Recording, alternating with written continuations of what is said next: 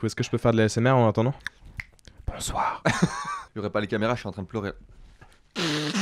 Et boum. J'étais une zouk machine à l'époque, ça faut le savoir. Zouk? Zouk? C'est bon, du... Faut savoir que j'ai des énormes problèmes d'érection, les filles. Je te mets près de son oreille et tu cries TU BAISES! Bonjour à tous et bienvenue dans cette émission On parle de tout, version très particulière avec notre invité Yanis. C'est moi. Yanis, tu peux te présenter? J'ai 26 ans, je viens de Paris et je suis étudiant en médecine. Parfait, les règles sont très simples. On a 6 questions, l'un en face de l'autre. On a déjà écrit les questions avant l'émission. Je ne connais pas les miennes, il ne connaît pas les siennes. Non. On répond honnêtement, ou bien si on ne veut pas répondre, on toque sur la table. Et le chef cuisinier arrive avec un aliment mystère qu'on aura 30 secondes pour manger. Yanis, est-ce 30 que ça te secondes. va? 30 secondes. Ouais, laisse le temps. Vas-y, oui, oui, ça me va, ça me va, ça me va. C'est parfait. Tu veux débuter ou je commence? Comment je te laisse la priorité? Yanis, s'il te plaît, tire-moi la question numéro 1 en partant du haut. Une en partant du haut. T'aurais pu dire la première, mais c'est pas grave. Alors, dis-moi une connerie que tu as faite dans le domaine pro que t'as jamais avoué. Moi, en gros, tu vois, j'ai fait 5 ans d'alternance Mhm. dans le domaine, dans tout le domaine, tout ce qui est domaine commercial. Et à un moment, j'étais dans les grandes multinationales à la défense, tu vois. Mhm. Voilà, donc j'arrivais avec ma petite tenue, costard cravate. Et mon travail, c'était d'aller voir les médecins et de faire plein de partenariats avec eux. Et à un moment, ils m'envoient à Marseille et Montpellier pendant genre une semaine. Donc j'étais Sympa. trop content. Et vu que c'était une boîte qui avait beaucoup d'argent et que moi, j'avais pas le permis, ils me donnaient une carte de crédit, tu vois. Et je Mhm. pouvais tout payer avec. Uber à volonté, genre chauffeur privé et tout. Non, malheureusement, j'étais un peu jeune. Hôtel, restaurant, petit déjeuner, tout. Et en gros, moi, j'étais plutôt, on va dire, plutôt pas mal comme commercial. J'arrivais à obtenir les objectifs plutôt que prévu. Et là, on m'envoie une semaine à Montpellier, hôtel 4 étoiles. Et au bout de 2 jours, bah, j'ai atteint les objectifs qu'on m'avait donnés. Ok. Et donc, je me dis quoi, il me reste 3 jours à glander à Montpellier. Et donc, je prends la carte, je reste dans l'hôtel 4 étoiles. Piscine toute la journée. Je prenais des Uber pour aller à la playa. Je bronzais Sympa. toute l'après-midi. Sympa. La petite astuce, c'est qu'il fallait mettre sur l'ordinateur, tu vois, là où on était parti, les rendez-vous commerciaux. À chaque fois, je notais que j'avais des rendez-vous près de la playa, tout. Et avec la carte de crédit, j'allais voir le barman de l'hôtel et je lui disais, est-ce que tu peux mettre tous les repas en mode cocktail? Et je prenais que les cocktails. Et je lui disais, s'il te plaît, tu peux mettre que c'est un hamburger, des frites et tout. Ça, je l'ai fait quasiment pendant un an. À chaque fois Voilà. que j'avais des déplacements. Tout se passe bien, on s'est Donc- pas fait donc, virer. Je rappelle qu'il n'y a pas de prescription encore, que les employeurs de Joseph peuvent nous contacter et des poursuites légales peuvent être prises à n'importe quel moment. C'était tout pour moi, Yanis. Ok, donc à mon À tour, toi, je suppose. je te laisse choisir. La question. Choisis. Ok. À quel chiffre je pense? Le 4. Bien joué. Est-ce que tu peux nous raconter ta pire expérience sexuelle? Putain. Fais-toi Alors, plaisir. j'étais une zouk machine à l'époque, ça faut le savoir. J'étais partout, dans toutes les boîtes de la night de Paname. Zouk? Zouk? Je dansais, tu vois. Et il y a cette fille que je regarde depuis pas mal de temps. On zouk vraiment longtemps. C'était du hard zouk, mon frère. Ouais. Euh, T'avais et- quel âge? Je sais même plus, frère. J'ai trop bourré pour savoir. whisky, danse, etc. 4-5 heures du matin, on rentre à la maison. Si tu passes la porte, t'es en mode. Et la meuf, je sais pas ce qu'elle avait pris, c'était de la coke shootée au stéroïde ou un bail comme ça, mais elle était à fond. Et moi, je suis là, une sorte de vieil éléphant mort. Et donc, elle fait ah, vas-y, bébé, viens, on baisse. Viens, on se la donne, bébé. Ah, putain. Bah, autant te dire que j'avais autant d'érection que Depardieu après une journée de bouffe. Et elle voit ça, et je sais pas pourquoi elle était émotive ou quoi, elle me dit c'est 9 mois, c'est ça? Et à ce moment-là, bon, j'étais un peu plus jeune et un peu timide, tu vois, j'avais pas beaucoup d'expérience. Du coup, je dis, franchement, ouais. Par honte d'être trop def pour vouloir baiser, j'ai dit, ouais, meuf, je suis désolé. J'aurais pas dû faire ça, hein. Je pense qu'il faut toujours assumer. En vrai, c'est une vraie connerie, quoi. Puis je l'ai revu, ça s'est bien passé, je l'ai quitté 2 fois après, et puis voilà. Ouais, en fait, Mon histoire. t'arrivais pas à bander clairement et tu. Ouais, l'as bah, pas merci de le dire comme ça. Tu sais, moi, je le fourre dans. Non, parce que y en a qui vont regarder la vidéo qui ont pas compris toutes tes métaphores, mais ouais, Non. t'arrivais pas à bander. Ouais, faut savoir que j'ai La des seule. énormes problèmes d'érection, les filles. Non, c'est beau ce que t'as dit parce que d'une manière particulière, tu dis aux jeunes qu'il faut pas avoir honte de parler de ses problèmes Faut- de sexe. Faut assumer, frère. Tu dis, je suis trop bourré, frère, viens, on se voit demain, tu vois. Ouais, exactement. Merci Yanis. À ton tour. Tu penses au numéro bleu. Dis-moi un truc que tu fais au quotidien que les gens auront un peu de mal à comprendre. Il y a un truc, c'est que je fais quasiment tous les jours. Je le fais 5 fois par semaine. Moi, j'aime bien être dans ma bulle, tu vois le délire. Et quand je rentre du travail, j'ai besoin de me changer les idées. Il y en a qui vont fumer leur clope, qui vont boire une bière avec des potes. Moi, je rentre, je me fais à manger. Et le soir, je mets mes écouteurs, tu vois, écouteurs sans fil. Et je me balade dans les rues de Paris, mais genre 1h30, 2 heures. Il y en a pas beaucoup qui le savent. Et quand je te dis j'écoute la musique, je peux mettre tout, hein, du PNL comme du Aya Nakamura. Je peux tout mettre. Je me balade, Arc de Triomphe, Tour Eiffel, Canal Saint-Martin, les plus beaux quartiers de Paris. Et je sais pas, en fait, je kiffe analyser les gens, tu vois. Les regarder marcher avec ma musique à fond. Et j'imagine, est-ce qu'eux, ils sont en couple depuis 3 à 4 ans? Est-ce que le vieux là-bas, il arrive encore avoir une érection. Je me pose plein de questions comme ça. C'est mieux que l'alcool, c'est mieux que la drogue, c'est mieux que la télé ou boire une bière. Et je suis trop bien, je suis dans mon monde, mais j'ai l'impression qu'il y en a pas beaucoup qui peuvent comprendre. Ouais, c'est presque une méditation en fait. Tu prends le temps de prendre le temps. Ouais, exactement. C'est ma méditation à moi. Je viens de le dire ça, t'as 3 meufs qui viennent de poster une photo Insta avec ça. Faut prendre le temps de prendre le temps. Yanis, t'as Ouais. pas encore tiré les questions un peu hautes que je voulais te donner? Ouais. Quel numéro? Attends, est-ce que c'était pas haute ça? Dis-moi stop, Vas-y. dis-moi stop. Numéro Dis-moi 24. stop. Est-ce que t'as déjà pris de la drogue? Et est-ce que tu aurais une expérience à nous raconter par rapport à ça? Alors, je fume pas, je bois pas, un peu de coke de temps en temps, normal. Ouais, bien sûr, évidemment, les époques bœufs, LSD, comme tout le monde, hein, vers les 14 ans. Ouais, j'ai une expérience un peu sale qui arrive avec ça. J'avais un de mes meilleurs potes qui était venu me rejoindre à Budapest, là où j'habite, et le mec, en fait, commence. Donc, on fait une soirée, puis le lendemain, je dois déménager, tu vois. Donc, le mec commence à boire, fumer. Il buvait spécifiquement du Jägermeister. C'est un alcool à base d'herbe. Si tu le mets en jet de la bœuf, ça a des effets assez explosifs sur la psyché des gens. Ok.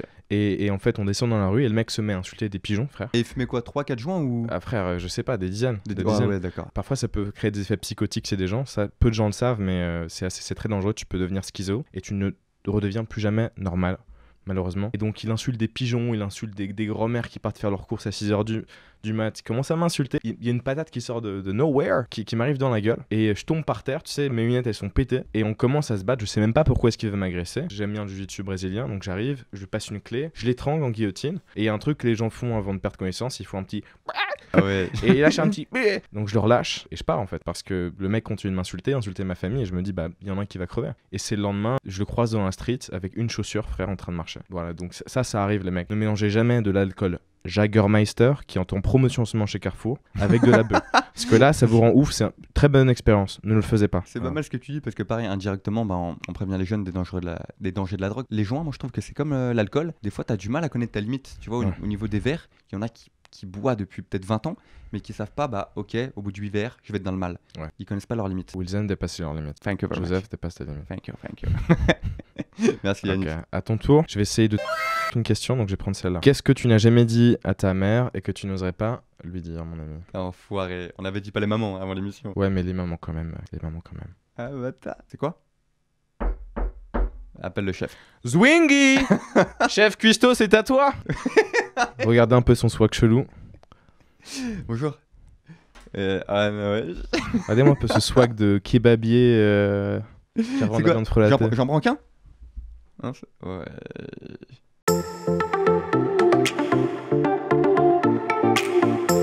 T'as déjà pris? C'est les piments ultra forts, ça qu'on trouve en magasin. T'inquiète, ça va. Ça Après. va aller.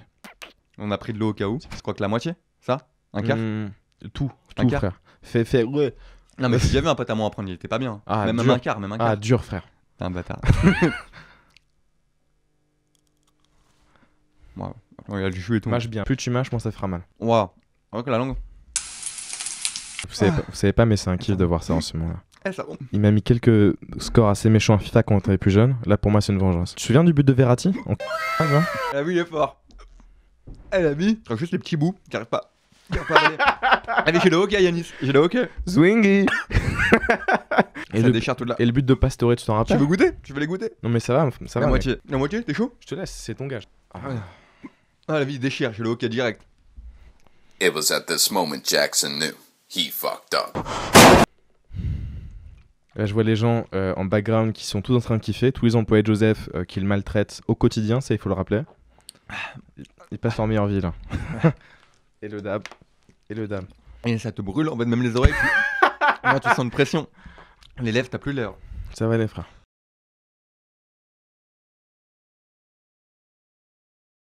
J'espère que tu vas avoir un truc très très vilain à manger, toi.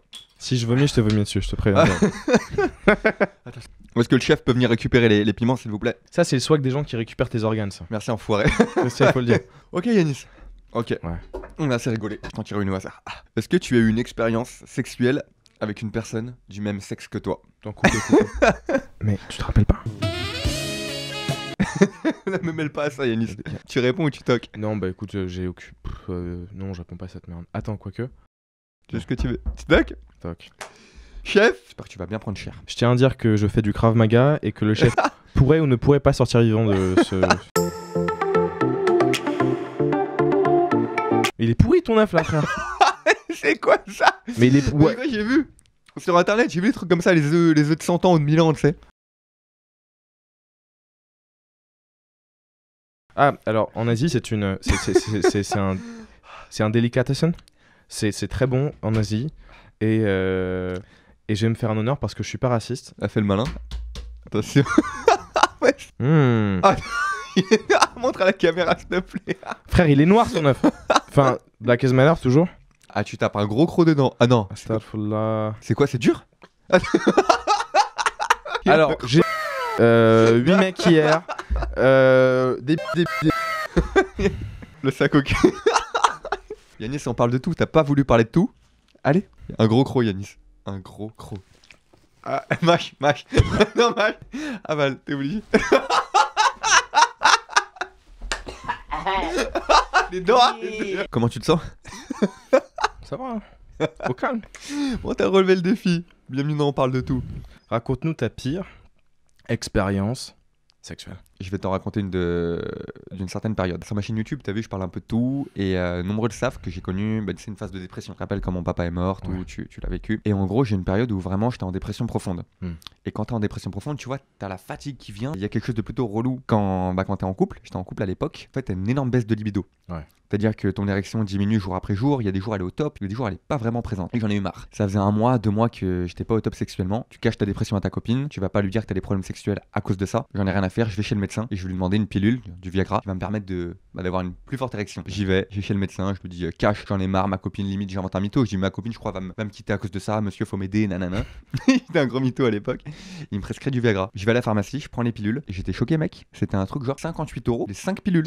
C'est même pas remboursé par la Sécu. Bref, je prends les pilules, j'arrive chez moi, ils l'ordonnance, ils disent une demi-pilule par acte sexuel, il faut attendre un nombre d'heures et tout avant de prendre la deuxième, nanana. Moi, au moment où on m'a donné les pilules, tu vois, je me suis pris pour un acteur porno. Je me suis dit, c'est bon, j'ai un médicament magique, je vais me donner à fond, ça va être le top. La demoiselle devait arriver dans 1 heure, je prends pas une demi-pilule, je prends une pilule et demie. It was at this moment Jackson knew he fucked up. Le truc, je me dis, c'est pas, je me dis, on a qu'une vie, je suis un acteur porno, on fait ça. Je prends la pilule et demie, pour les jeunes qui auraient essayé ou qui vont essayer, ils vont comprendre. Ça marche très bien, mais n'essayez pas. Ça a fait effet qu'au moment où tu es stimulé sexuellement, tu vois. Si la meuf vient pas et te fait pas un câlin, un bisou, tu peux le prendre, tu vas rester, il va rester au repos, quoi. Ouais. Je le prends, ça me fait rien. Ma copine arrive 1 heure après, on commence à faire les câlins, et là, bang. Voilà, grosse érection, je suis trop content, je me dis waouh, ça marche, je suis guéri et tout. On commence à faire des câlins, on fait l'amour une fois, c'est au top. Elle dit waouh, en plus tu tiens longtemps, t'es là, tu te sens bien, t'es au top. Mais même après avoir fini, tu gardes un énorme. T'es là, t'es content. Donc je dis bah ok, on refait une deuxième fois. 10 minutes après, on recommence. Même après la deuxième fois, la même érection. Pas mal. Je me dis c'est cool, je suis en dépression, je suis malheureux, mais grosse érection, allez. Et le problème, c'est que même au bout de la 3e fois, ça commence à me faire très mal, parce que rester comme ça pendant plus d'1 heure, t'as très mal, mais vraiment à fond. Au bout de la 3e fois, en fait, j'ai mal et ça veut pas s'arrêter. Et donc je lui dis attends, je vais prendre ma douche, je prends ma douche, je me mets de l'eau froide, et de 1, ça fait mal, de 2, je sens mon rythme cardiaque qui veut pas diminuer après l'acte. Tu vois, voilà, on l'a fait pendant 20-25 minutes. Mon rythme cardiaque il est toujours au top. Je commence un peu à paniquer. J'ai une boule au ventre, le rythme cardiaque veut pas diminuer. Je prends la douche froide. Je lui dis attends bébé, j'ai un appel à passer. Je vais dehors 2 minutes, je vais me balader. Et je marche pendant une demi-heure, 1 heure. C'est gros. C'est vrai qu'il y avait mon jean, on voyait un peu. Il marchait comme un pingouin là. Ouais. C'était un peu ça, gros. Ouais. Il y a plus de 5 ans, mais je me rappelle. Et ça a pris, le délire a pris plus de 4 heures à diminuer. Donc j'avais le rythme cardiaque en mode comme si j'avais couru un marathon. Le gros là dans la rue. C'est vrai que ça te met une panique. Toujours respecter les indications de l'ordonnance. Toujours. Au final, ça s'est bien fini. Je me suis couché, j'ai eu beaucoup de fatigue, mais une grosse peur et ça a failli très mal finir. Petite question. Ta copine, elle était contente à quel point quand elle voyait que tu bandais tout le temps pour elle? Au point de me proposer une bague de mariage. Ah ouais. C'était beau. C'est beau. Donc voilà l'anecdote, ça s'est bien fini, mais j'ai eu peur. Pas mal, ouais. Yanis, quel est le rencard ou l'expérience en tout cas avec une fille ou un mec, parce que t'as pas voulu répondre, la plus chelou que t'as eu? Chelou. On va parler d'une expérience. On va parler de gosse. De gosse? Moi. De moi en tant que gosse. Donc, à l'époque, j'étais puceau comme Jaja. Donc c'était le mois dernier?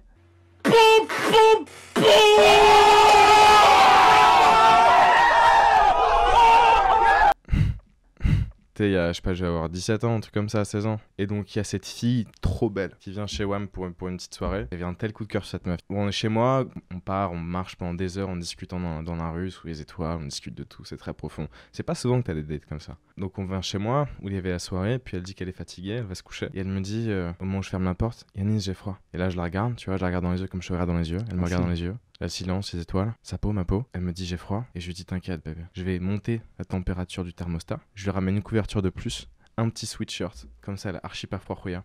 et je quitte la chambre. Elle avait une gueule bizarre quand je quittais la chambre, genre en mode mais...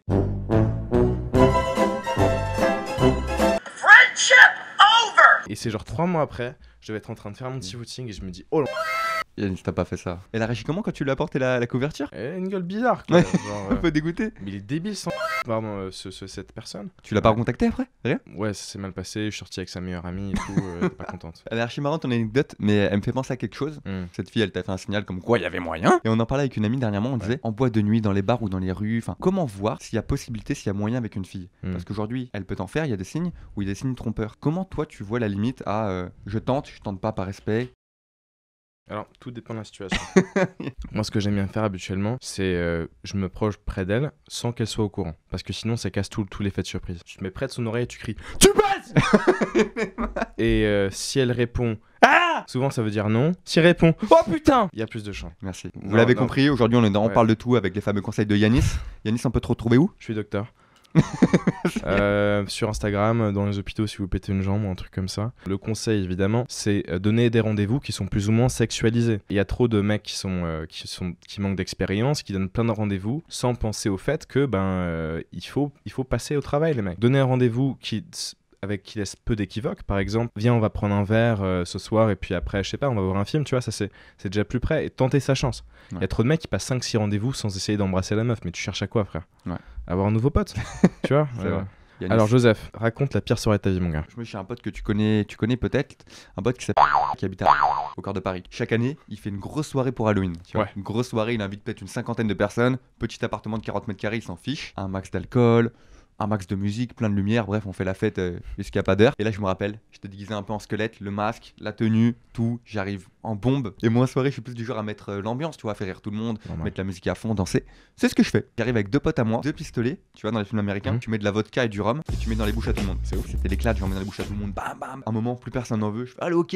Tch, je me le vide dans la bouche, bref, mon niveau d'alcool commence à être. Ne pas sortir du contexte. Voilà, buvez avec modération, on le dira jamais assez. Et 1h du mat, 2h du mat, et dans la soirée, il y a une ambiance un peu charmeur entre certaines personnes. Et moi, je fais un truc que j'adore, gros, je fais Cupidon. J'arrive, je vais parler aux dames, je vais parler aux mecs, je vais leur dire, ah, tu sais que t'as moyen avec la personne là-bas, tu sais que la demoiselle là-bas te trouve très charmant, tu devrais aller tenter. Et là, à un moment, je suis trop content. Il y a un des couples, je me rappelle très bien, un des couples qui s'isole dans une chambre, qui commence à parler, à être un peu plus tactile, à être un peu plus proche et tout. Donc moi, je m'approche de la chambre. Et là tu la regardes. Je la regarde comme un pervers, tu sais.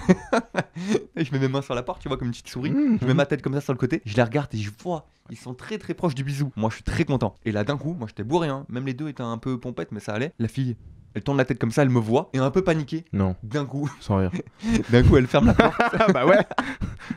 Elle ferme la porte, mais d'une violence, tu vois, la grosse porte en acier là. Bam, elle ferme la porte. Ma main droite, elle était restée sur la porte, j'ai pas le temps de l'enlever. Pouf. Tu dois connaître en médecine, quand tu reçois un choc horrible comme ça, plus de respiration, ma tête qui commence à tourner un peu. Je me lève d'un coup, j'enlève mes mains. Même elle voit, elle fait wow. Je commence à marcher dans le couloir, aucune douleur pendant 10 secondes. J'ai un peu la tête qui tourne, je fais wow. Je regarde ma main, j'arrive plus à sentir mes doigts. Et là, mais en moins de 20 secondes, gros, une douleur abominable. Mes doigts ils deviennent bleus, rouges, j'arrivais plus à voir. Et moi, je voulais faire le mec, tu vois. J'étais l'ambianceur de la soirée. J'avais pas le droit d'avoir mal. Encore ce cliché, faut pas montrer qu'on a mal, on est un mec et tout, tu Toujours. connais. Je me mets genre accroupi comme ça, je me frotte les doigts, j'ai mal.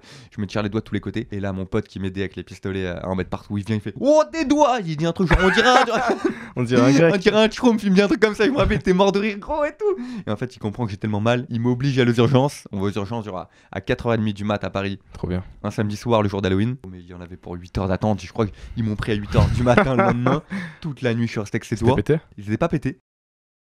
En fait, les ongles étaient genre, comment je me rappelle plus du terme. J'arrive aux urgences, ils me mettent une aiguille là, une aiguille là. Ils appuient, il y a du sang qui sort des ongles comme ça, les 2 doigts là. T'as 2 doigts de perdre ma main. Merci. Et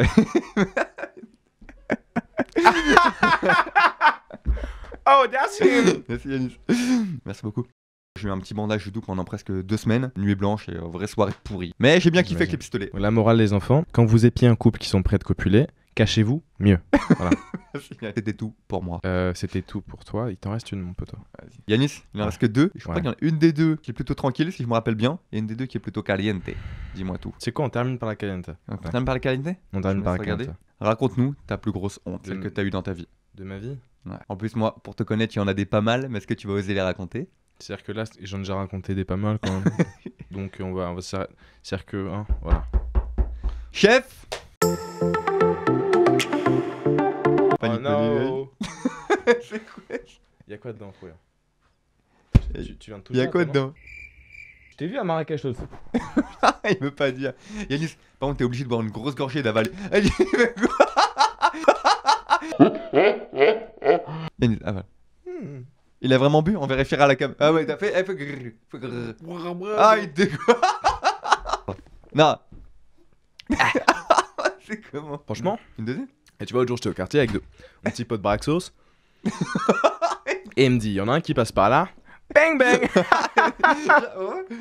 T'es malade, Rafraîchissant. Si on retrouve le chef mort, j'ai un alibi pour ce soir. Tu m'as vu ce soir. Ok. ce soir. Dernière question? Dernière question. Oh ben alors.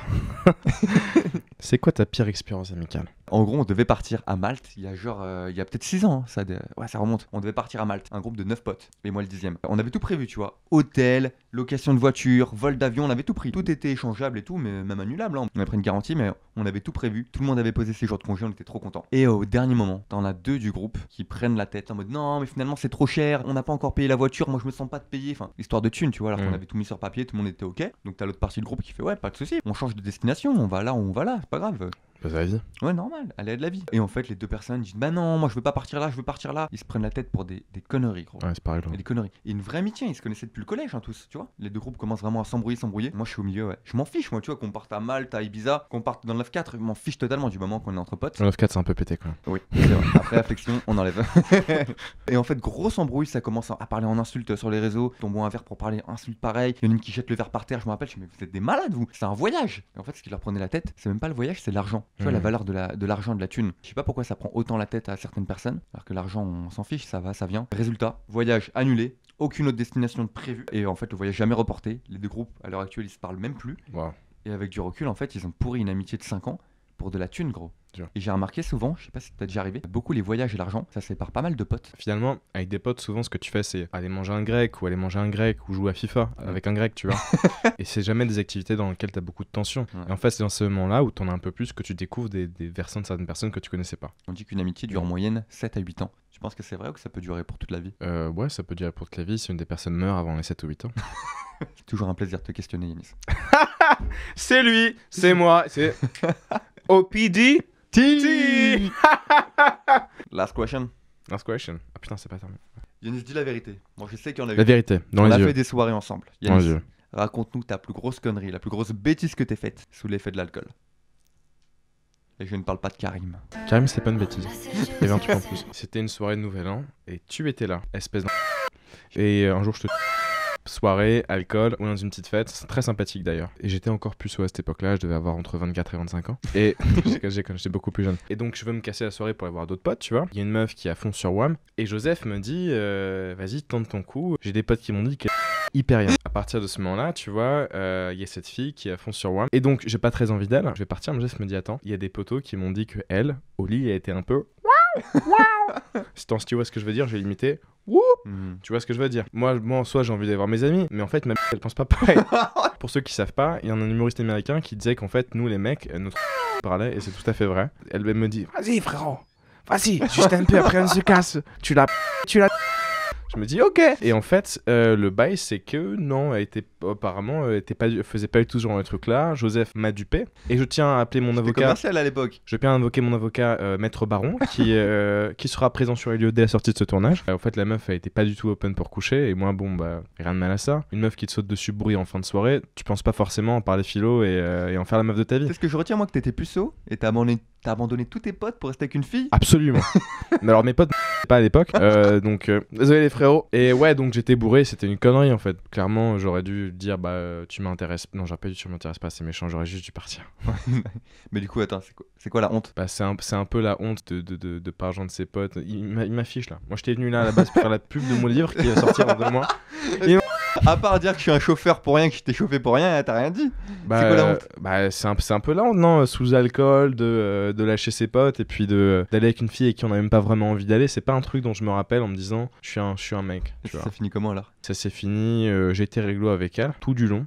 J'ai été extrêmement réglo et je te lis les yeux dans les yeux. Je me suis très bien comporté. Voilà. On mettra ça en avant. Yanis, merci, merci d'avoir répondu à la question. Avec plaisir. Est-ce que tu as une petite phrase de la fin? Dieu se rit de ceux qui maudissent les effets dont ils chérissent les causes. Voilà, en tout cas, merci à tous d'avoir regardé la vidéo. C'était On parle de tout, une version très particulière. On va en refaire d'autres si vous avez aimé. N'hésitez pas à vous abonner, à liker la vidéo. Nous, on se retrouve la semaine prochaine. À très vite. Yeah. Mort d'un proche, ça te rend fou. Viens mon pote, là on parle de tout. Ton ex te manque, c'est maintenant que tu le. Viens par là, si on parle de tout. Déprimé, moral à zéro. Entre la famille et le boulot, tu galères à gérer. T'es dans le mal, on dirait. Ouais, viens par là, on en discute en direct. On parle de tout, on parle de tout. On parle de tout, on parle de tout. On parle de tout.